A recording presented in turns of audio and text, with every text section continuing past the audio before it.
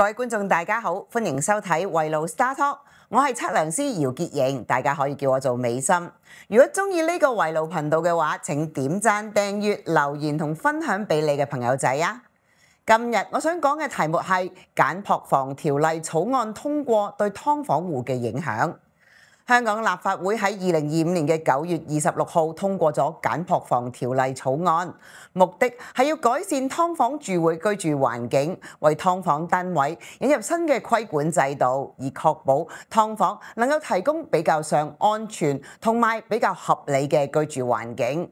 咁樣就可以為全面取締劣質劏房作出前期嘅準備工作同埋時間表，以便順利有序咁樣解決基層家庭嘅住屋問題。簡樸房條例將於2026年3月1號先至正式生效。條例為簡樸房設定咗一啲最低嘅標準，當中包括最低面積唔可以少於8平方米，即係86平方尺。樓面至到天花板至少要有2.3米高，樓面至到橫梁底咧就最少要有2米高啦。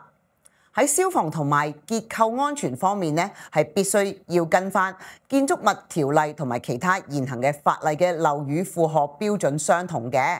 例如，除咗一啲簡樸房係設於得一條樓梯嘅大廈之外，其他嘅簡樸房咧就需要通往至少2條或者更加多嘅出口嘅樓梯啦。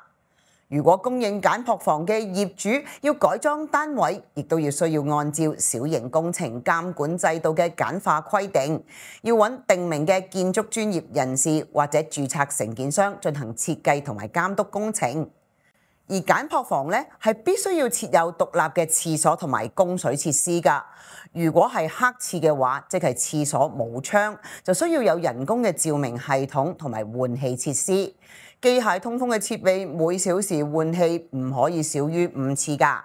廁所外邊咧亦都要有一個供水嘅地方同埋水盤。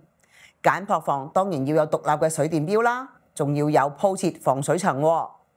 喺採光同埋通風方面，簡樸房係需要有至少一個唔少於0.1平方米嘅玻璃窗，仲要係可以開得嘅窗啊！如果個窗係面向四邊圍封天井，亦都可以嘅，但係前提係嗰個天井咧要符合安全同埋衛生嘅法定要求，而且最低層咧係要設有進出口嘅喎。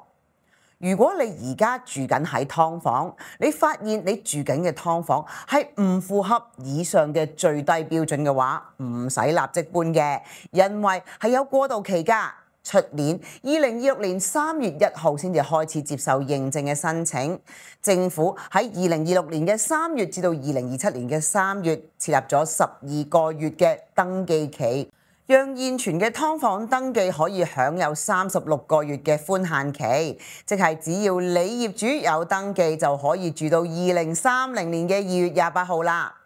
業主喺期間可以進行改造同埋申請認證。政府仲提供咗早鳥認證費用減免優惠，喺條例實施嘅頭3年，即係2026年嘅3月1號至到2029年嘅2月28號，喺登記期首半年登記嘅單位，頭3年申請認證費用係全免㗎，其餘單位亦都可以獲得全額或者半額嘅寬減。政府暫定每個簡樸房單位嘅認證費咧係3000蚊。5年有效，之後嘅續期費用咧就係2400蚊，同樣為期5年。所以有咁長嘅過渡期，如果你係劏房戶，家人有一位係香港永久居民，我會建議你可以先申請公屋排隊，然後就去申請簡約公屋或者過渡性房屋，咁樣就可以改善自己嘅居住環境啦。